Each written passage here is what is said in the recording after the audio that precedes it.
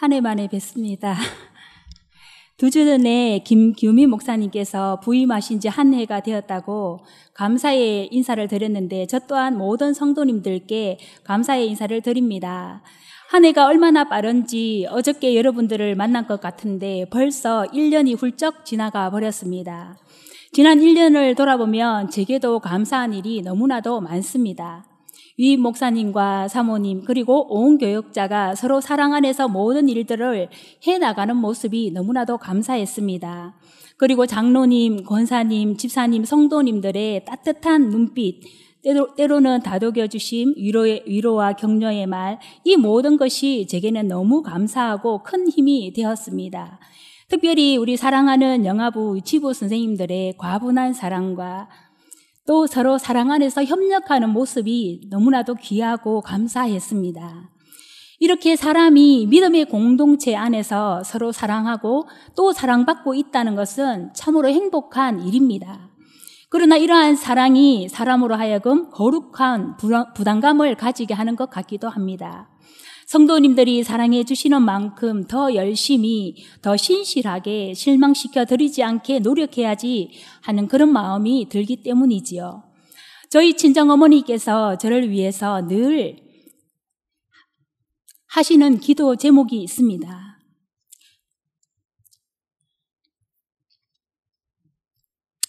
그것은 어디서나 사랑받는 목회자가 되게 해달라는 것입니다.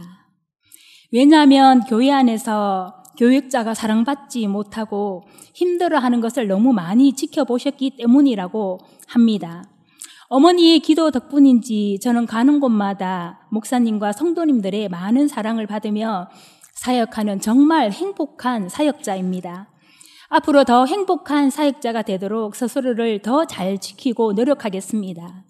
성도님들도 잘 지켜봐 주시고 비록 부족하고 모자라는 점이 많더라도 너그러이 봐주시고 또 사랑해 주셔서 하나님의 사랑이 우리 모두 안에 차고 넘쳐서 하나님이 사랑하시는 이 오천중앙교회가 앞으로 더 아름다운 교회로 또 소문난 교회로 나아갈 수 있기를 바랍니다. 하나님께서 저와 저희 가정을 여기까지 인도하셨으니 저는 오늘 이 자리에서 그리고 여기에서 에벤에셀을 하나 세웁니다. 이제 본론으로 들어가서 오늘 함께 읽었던 본문에 대한 배경을 살펴보겠습니다. 사무엘상 4장 이하에서는 사무엘이 공식적으로 이스라엘의 사사로서 활동하는 모습이 전해지고 있습니다. 그런데 사무엘이 사사로서 하나님의 말씀을 이스라엘에게 전파하기 시작하던 즈음에 이스라엘과 이웃나라 블레셋 사이에서 큰 전쟁이 벌어지게 되었지요. 그때 이스라엘은 에벤에셀에 진을 쳤고 블레셋 사람들은 아벡에 진을 쳤습니다. 이 전쟁으로 말미암아서 4,000명의 군사들이 죽음을 맞이하게 되었지요. 전쟁에서 진 것은 블레셋 군인이 아니라 다름 아닌 하나님의 백성 이스라엘이었습니다. 이스라엘 사람들은 블레셋과의 전쟁에서 패하고 난 후에 자신들이 왜 이 전쟁에서 지게 되었는지 그 이유를 알기 위해서 비상회의를 열었습니다. 그리고 그 회의에서 이스라엘 사람들은 자신들에게 하나님의 언약궤가 없었기 때문에 전쟁에서 지게 되었다는 결론을 내리게 되었지요. 여호와의 언약궤는 전곡의 주 여호와의 궤라고 불렀던 장방형 상자였습니다. 언약궤의 뚜껑에는 양옆에 서로 마주보고 날개를 펼치고 있는 두 거룹이 있었으며 언약궤 안에는 십계명을 새긴 두 돌판과 만나 항아리, 아론의 지팡이가 그 언약궤 안에 들어 있었습니다.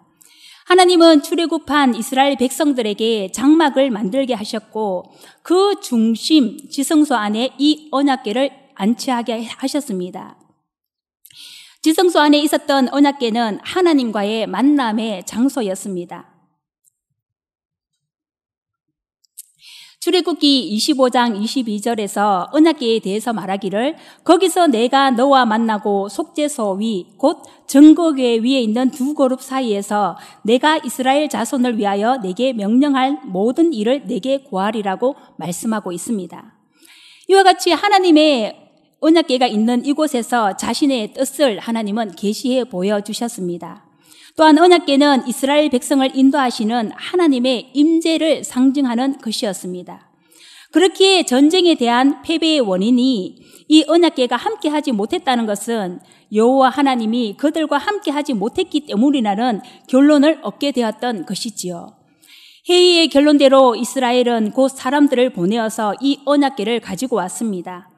그들이 실로에서 이 언약궤를 가지고 올 때 언약궤와 함께 있었던 엘리의 두 아들 홈니와 비느하스도 함께 전쟁에 참가하게 되었습니다. 이스라엘 군대 안으로 하나님의 언약궤가 들어오자 사람들은 크게 소리를 지르며 기뻐하였습니다. 이 하나님의 언약궤가 이스라엘의 진영에 들어왔으니 이번에는 틀림없이 하나님께서 함께 하시기 때문에 분명히 블레셋과의 전쟁에서 이길 수 있을 것이라고 확신했기 때문이지요. 언약궤가 이스라엘 땅에 들어올 때에 이스라엘의 승리를 확신하는 외침이 얼마나 컸던지 땅이 울릴 정도였다고 성경은 기록하고 있습니다. 이 소리는 블레셋 군대까지 들리게 되었고 블레셋 사람들은 언약궤가 이스라엘 진영에 도착했다는 소식을 듣고 두려워하기 시작하였습니다. 왜냐하면 그들은 이스라엘의 하나님이 그 큰 나라 애굽에서 이스라엘 백성들을 친히 구원하시고 또 홍해를 건너게 하셨으며 모든 전쟁에서 승리하게 하신 능력의 하나님이라는 것을 이미 소문을 통해서 들어서 알고 있었기 때문입니다. 모든 블레셋 사람들은 언약궤를 가지고 와서 승리를 확신하며 기뻐하는 이스라엘의 함성 소리를 듣고 두려워서 벌벌 떨기 시작하였습니다.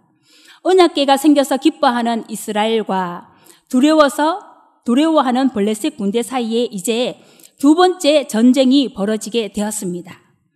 하나님의 언약궤와 함께 했던 두 번째 전쟁의 결과는 어떻게 되었겠습니까? 하나님의 함께 하심을 상징하는 이 언약궤가 이스라엘 군대 안에 있었으니 당연히 이스라엘이 승리하지 않았을까요? 그런데 결과는 너무나도 비참했습니다. 첫 번째 전쟁에서 4,000명의 이스라엘 군사가 죽었는데 이 두 번째 전쟁에서는 이스라엘 군인만 3만 명이 죽게 되었습니다. 뿐만 아니라 여호와의 언약궤조차 블레셋에게 빼앗아버렸고 엘리의 두 아들 홈니와 비느하스가 이 전쟁에서 죽음을 당하고 말았습니다. 뿐만 아니라 두 아들이 전사했다는 소식을 듣고 엘리 제사장이 놀라서 죽음을 맞이하게 되었습니다. 그리고 만삭이었던 그의 며느리가 시아버지와 남편이 죽었다는 소식과 하나님의 궤를 빼앗겼다는 소식을 듣고 하나님의 영광이 이스라엘에서 떠났다는 유언으로 아들을 출산하고 죽음을 맞이하게 되었습니다. 이렇게 블레셋과의 전쟁에서 엘리 제사장의 온 집안이 완전히 몰락하고 만 것입니다. 너무나도 큰 슬픔이 이스라엘에 뒤덮였습니다. 이 전쟁으로 수많은 아이들이 고아가 되었고 수많은 아내들이 사랑하는 남편을 잃게 되었습니다. 하나님의 임재를 상징하는 언약궤가 이스라엘 군대와 함께 있었는데 도대체 왜 이런 일이 이스라엘에게 벌어지게 된 것일까요? 우리 신앙인들도 이러한 일을 만날 때가 있습니다. 하나님을 잘 믿는 가정인데 신앙생활, 교회생활 열심히 하고 있는데 주일 성수, 수예배, 헌금생활, 교회 봉사, 새벽 기도까지 부지런히 나가고 있는데 왜 내게 이런 일이 일어나고 있는 것일까? 사람이 교회를 떠나서 세상에서 살아가다 어려움을 만나면 쉽게 그 문제의 원인을 발견할 수가 있습니다. 그때는 문제가 확연하게 드러나기 때문에 하나님께로 돌이키면 됩니다. 하나님께로 달려나와 회개하고 도우심을 구하면 되지요. 그런데 더 큰 문제는 신앙생활을 잘하고 있을 때 매일 하나님과 동행하고 있다고 생각하는 그때에 만나는 패배에 대해서 답을 찾기가 너무 힘들다는 것이 우리의 문제입니다. 누가복음 15장의 탕자의 비유가 그런 것이 아니겠습니까? 집 나간 탕자는 자신의 처지를 정확하게 알았습니다. 자신에게 온 모든 문제의 원인은 자신이 아버지의 집을 떠나 죄를 지었기 때문이고 이제는 아버지를 떠나서 살아갈 수 없으며 자신이 하나님과 아버지에게 죄를 지었으니 돌아가서 잘못을 시인하고 용서를 구하자는 것이 둘째 아들이 문제를 해결하는 방법이었습니다. 둘째 아들이 회개하는 마음으로 아버지의 집으로 다시 돌아왔고 만신창이가 되어 집으로 돌아온 아들을 아버지는 그의 품에 안아주셨습니다. 입을 맞추고 손에 가락지를 끼우고 제일 좋은 옷을 입히고 발에 신을 신기셨습니다. 그리고 살진 송아지를 잡아서 잔치를 벌이면서 잃었던 아들을 찾은 기쁨을 이웃과 함께 나누었습니다. 그러면 되는 것입니다. 하나님을 떠나서 죄를 지어서 문제가 생기고 공고함이 밀려왔을 때 죄를 회개하고 아버지의 집으로 돌아오면 모든 문제는 해결되는 것입니다.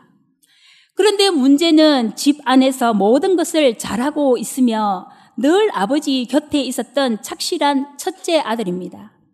첫째 아들은 모든 것을 잘하고 있다고 생각했기 때문에 자신을 돌아볼 이유가 없었습니다. 회개할 것이 전혀 없었다는 것이지요. 나는 잘하고 있다고, 내가 최고라고, 자신은 늘 아무 문제가 없는 사람이라고 첫째 아들은 생각했었습니다. 그러나 이 첫째 아들은 둘째 아들이 돌아왔을 때 자신의 잘못이 무엇인지 정확하게 알게 되었습니다. 그것은 항상 아버지 곁에 있으면서도 모든 것을 누리고 있었음에도 불구하고 전혀 감사할 줄 몰랐다는 것입니다. 결정적인 잘못은 두 아들을 모두 사랑하는 아버지의 마음을 이 첫째 아들은 전혀 이해하지 못하고 있었다는 것이지요. 신앙인들의 삶에서도 첫째 아들과 같은 이런 영적인 안일함은 우리로 하여금 심각한 모순에 빠지게 할 수가 있습니다. 그래서 우리는 늘 하나님의 말씀을 비추어서 스스로 자신의 신앙을 살펴보고 영적인 안일함을 경계하고 자신을 하나님 앞에 올바로 세울 수 있어야 하는 것입니다. 오늘 본문에서 사무엘은 이스라엘이 언약궤와 함께 하였으니 전쟁에 실패하고 만 이유를 본문하였으나 전쟁에 실패하고 만 이유를 오늘 본문 3절에서 밝히고 있는 것을 볼 수 있습니다. 그것은 바로 이스라엘의 죄악 때문이라는 것이지요. 이스라엘 사람들은 블레셋과의 전쟁을 하면서 우리에게는 하나님이 계시다, 우리에게는 하나님의 언약궤가 있다고 자신만만하였습니다. 그렇지만 그들은 지금까지 진심으로 하나님을 예배하지 않았고 진심으로 하나님을 믿지 않았으며 신실하게 하나님의 말씀을 따라 행하는 삶을 살지 않았습니다. 그래서 하나님은 이 이스라엘로 하여금 언약궤와 함께 하였음에도 불구하고 블레셋에 패하고 마는 가슴 아픈 경험을 하게 하신 것입니다. 이 블레셋 사람들의 손에서 건진받기 위해 사무엘이 이스라엘 백성들에게 내건 조건은 무엇입니까? 그것은 이방 신들과 아스다롯을 제거하고 오직 여호와만 섬기기 위해 돌이켜야 한다는 것입니다. 당시 이스라엘이 섬겼던 바알은 가나안의 땅의 풍요를 상징하는 신이었고 아스다롯은 풍요와 전쟁을 상징하는 신이었습니다. 이스라엘 사람들은 자신들이 가나안 땅에 살면서 하나님의 백성이라고 자부하고 있었지만 하나님께서 가장 싫어하시는 이 우상 숭배의 죄를 짓고 있었던 것이지요. 이 우상 숭배의 죄는 하나님께서 가장 싫어하시는 죄 중에 하나이며 가장 소중한 하나님과의 관계를 깨뜨리는 행위였습니다. 그 결과 이스라엘의 이 죄악이 하나님과 이스라엘 백성의 사이를 가로막아서 이스라엘 사람들은 더 이상 하나님이 주시는 승리를 얻을 수 없게 만들었던 것이지요. 만일 이스라엘이 전심으로 하나님께 돌아오려거든, 그리하여서 블레셋 사람으로부터 구원을 받으려거든 먼저 이 이방신과 아스다롯을 그들 중에서 제거하고 그들의 마음을 진심으로 여호와께로 향하여 그만을 섬겨야 한다고 사무엘은 지금 이스라엘 백성들을 다그치고 있는 것입니다. 이스라엘은 사무엘의 이러한 단호한 요구에 순종하여서 그들 가운데 있었던 바알과 아스다롯을 제거하였습니다. 우리들도 이스라엘처럼 하나님을 믿는다고 하면서도 하나님보다 더 사랑하는 것이 있지는 않은지 우리의 삶을 돌아볼 수 있어야 할 것입니다. 하나님을 예배한다고 하면서 겸하여 다른 것도 예배하고 있지는 않은지, 하나님께 예배하는 것보다 말씀을 대하는 시간보다 TV를 보는 것이 더 재미있게 느껴진다면 TV가 바로 우리에게 우상이 될 수 있을 것입니다. 예배하는 것보다 건강이 중요하여서 헬스장을 찾는다면 여러분에게 건강이 우상이 될 것입니다. 예배하는 것보다 돈을 버는 것이 더 중요한 일로 느껴진다면 돈이 바로 여러분에게 우상입니다. 자녀의 일이 예배보다 더 중요하다고 느껴진다면 때로는 그 자녀가 우리에게 우상이 될 수가 있습니다. 무엇이든 하나님보다 내가 더 사랑하고 좋아하는 것이 있다면 그것이 바로 우리에게 우상인 것입니다. 그것이 꼭 눈에 보이지 않는 것일지라도 내 자신이 집착하고 하나님께 드리는 예배를 대신하는 것이 있다면 그것이 무엇이든 우리에게 우상이 될 수 있는 것입니다. 하나님의 백성 이스라엘이 하나님을 섬긴다고 하였지만 어느새 이방신 바알과 아스다롯이 그 삶의 중심을 차지하고 있었던 것처럼 우리는 우리 안에 현대판 우상들이 자리 잡지 못하도록 늘 주의와 경계를 게을리하지 말아야 할 것입니다. 우리도 어느새 조금씩 세상과 타협하다 보면 결국은 이스라엘과 같이 영적으로 심각하게 패배하는 삶을 살 수밖에 없는 것입니다. 우상을 제거하고 다시 여호와만 섬기기로 작정한 이스라엘 백성에게 사무엘은 또 다시 도전의 메시지를 던집니다.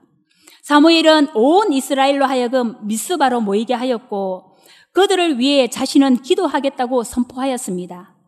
블레셋과의 전쟁에서 여호와의 언약궤를 앞세움으로 하나님을 이용하려고 했던 이스라엘은 마침내 하나님께 회개하고 그분만을 경배하게 되었습니다.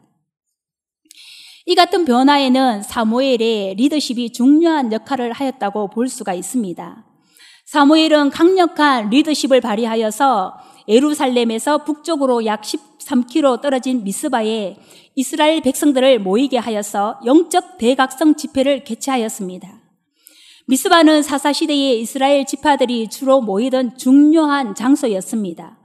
사무엘은 당시 이스라엘 백성들 가운데 국가 공인 예언자요 중보 기도자로 평판을 얻고 있었기 때문에 그의 미스바 금식 집회는 이스라엘의 영적 갱신을 촉발시키는 원인이 될 수가 있었습니다. 이처럼 한 지도자의 영향력은 모든 백성을 회개로 이끌 수 있는 강력한 원동력이 되는 것입니다. 우리나라에도 이러한 신앙의 리더십을 발휘했던 분들이 있습니다. 1903년 원산지방 선교사들의 성경 공부 모임 가운데 의로 선교 사역을 하시던 하디 선교사님의 회개가 그것입니다. 원산지방 선교사로 와 있었던 하디 선교사는 선교사들과 함께 요한 복음을 공부하면서 자신이 선교 사역의 실패의 원인이 말씀대로 그리스도 안에 거하지 못하고 성령의 사역을 하지 못했기 때문이라고 회개하였습니다.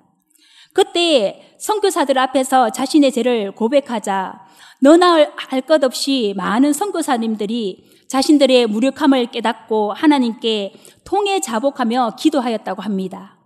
그때 이 선교사님들 가운데 내적으로 큰 변화가 일어나게 되었고 성령의 임재하심과 함께 이 선교사님들 가운데 평화를 얻게 되는 그런 경험을 하게 되었습니다. 이 선교사님들에게 임한 성령의 역사와 회개의 역사가 그 후로 그들과 함께 했던 한국인들에도 일어나게 되었고 이러한 성경 공부와 회개, 성령의 체험들이 바로 1907년 평양 대부흥 운동의 도화선으로 나타나는 것을 볼 수가 있었습니다. 이처럼 한 사람의 지도자가 회개하고 한 사람이 때에 맞는 리더십을 발휘할 수 있을 때 그 영향력은 주변 사람들뿐만 아니라 온 백성들을 옳은 길로 이끌어가고 하나님 앞으로 세워갈 수 있는 힘을 발휘할 수 있는 것입니다. 엄격히 말하면 여기서 하나님을 예배하고 있는 모든 성도님들은 이 땅에서 영적인 리더십을 발휘하고 사는 사람들이라고 할 수 있을 것입니다. 우리 모든 성도님들이 각자의 자리에서 영적으로 깨어 있어서 리더십을 발휘할 수 있는 사람들이 다 될 수 있기를 바랍니다. 가정에서, 직장에서, 교회에서 자신에게 주신 리더십을 지혜롭게 발휘하여서 가정과 교회와 사회를 살리는 영적 리더로서의 역할을 잘 감당해 나가는 성도님들이 다 될 수 있기를 바랍니다. 오늘 본문에서 사무엘의 말을 따라서 이스라엘 백성들은 미스바에 모여 두 가지 상징적인 행동을 통해서 자신들의 죄를 자복하였습니다. 첫째가 물을 길어서 여호와 앞에 부었다는 것이고 둘째는 금식하며 기도했다는 것입니다. 물을 길어 여호와 앞에 부었다는 것은 것에 대해서 일부 학자들은 고대 근동의 일부 민족 사이에서 행해졌던 풍습에 근거하여서 예배 중에 물을 붓는 것은 농사의 필수적인 비를 갈망하는 일종의 기우제라고 말하기도 합니다. 그러나 본문에 기록된 사건은 기우제와는 상관없는 일입니다.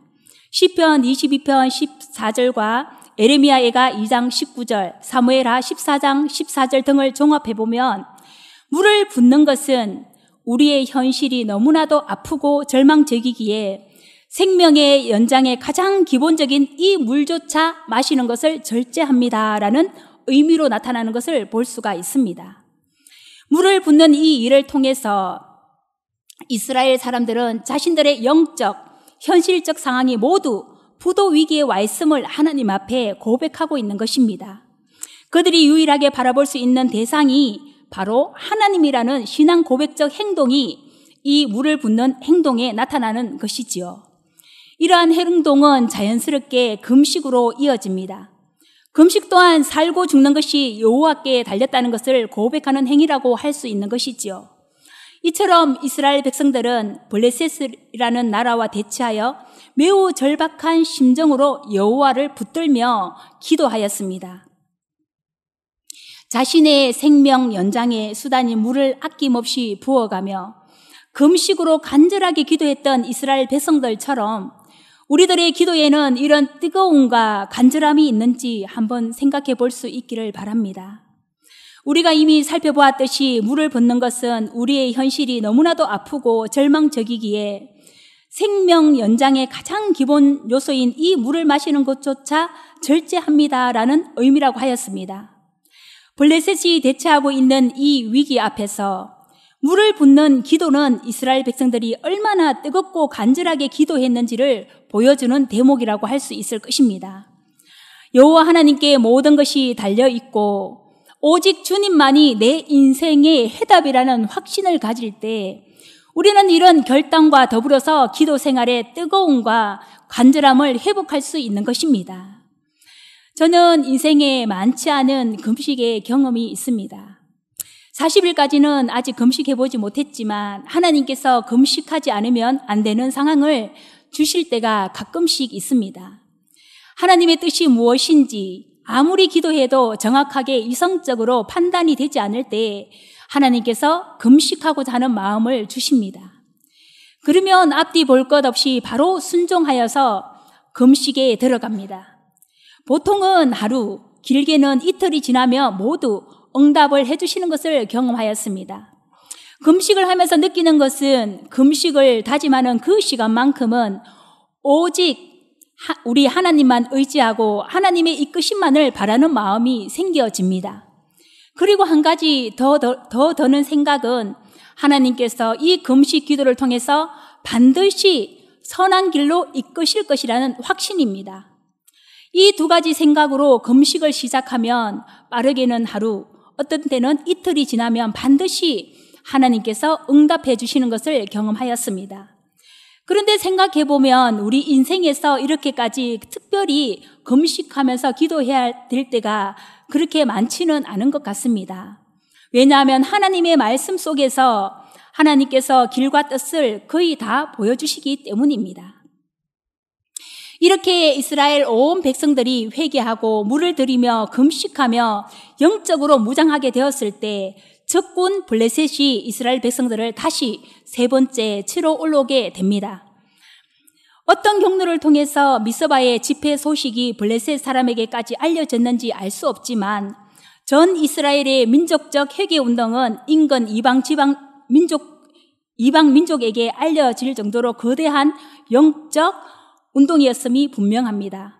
그리고 이 소식을 들었던 블레셋 사람들이 군대를 소집하여서 이스라엘을 공격하려 했던 것을 생각해 볼 때 미스바의 금식 회개 운동은 단기간으로 끝난 것이 아니라 어느 기간 지속된 장기간의 사건이었을 것으로 추정해 볼 수가 있습니다.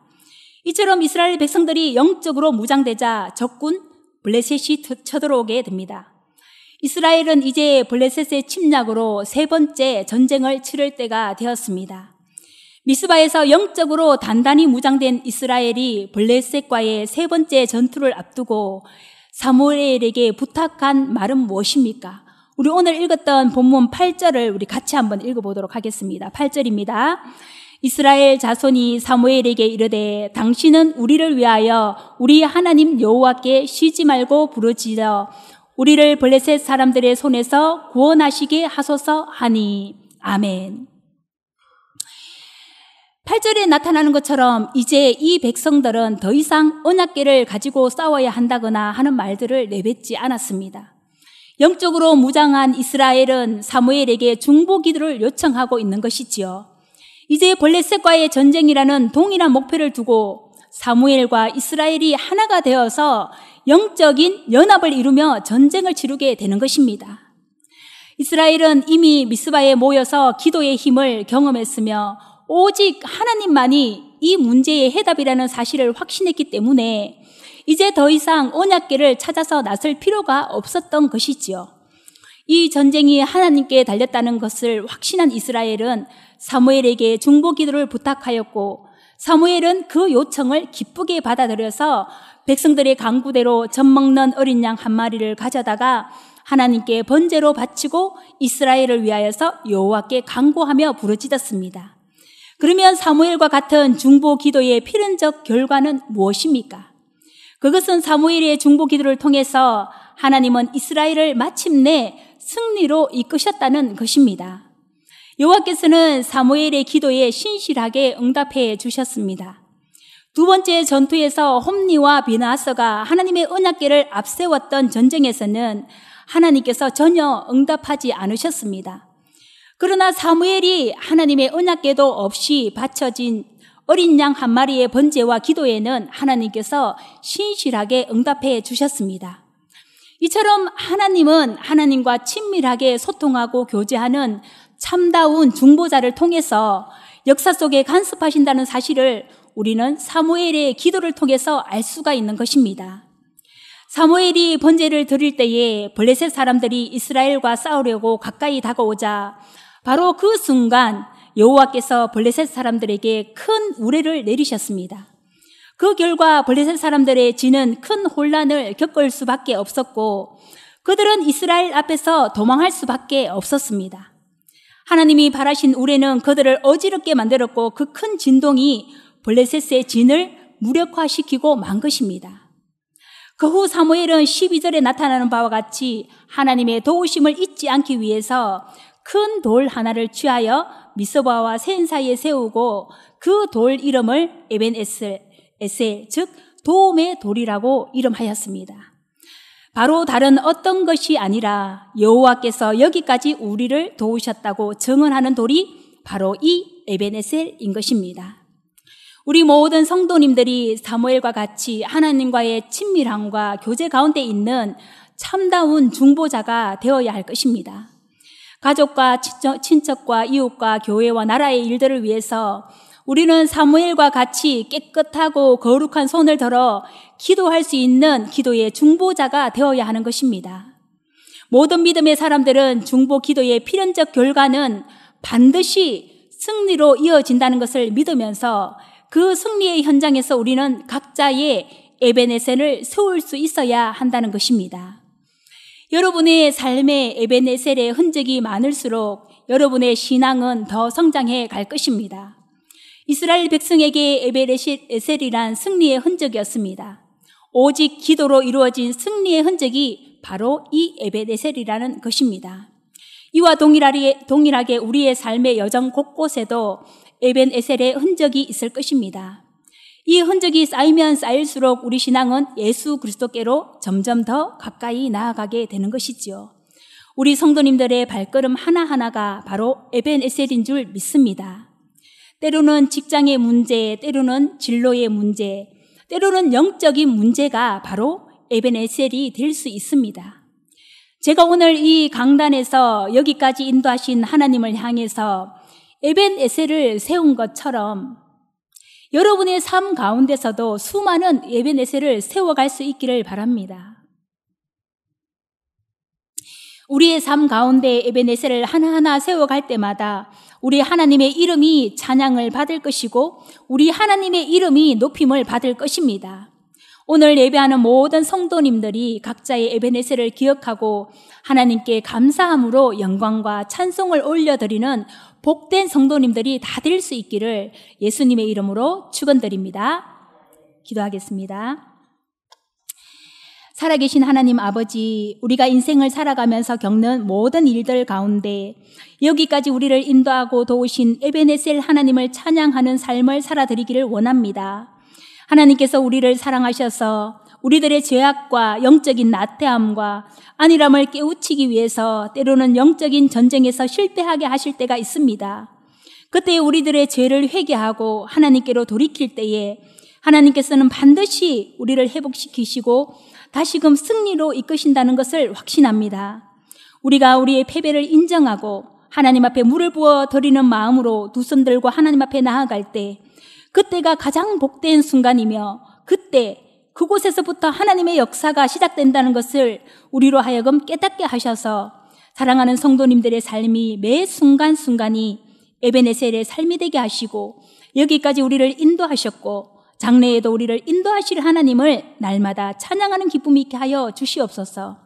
예수님 이름으로 기도드립니다. 아멘.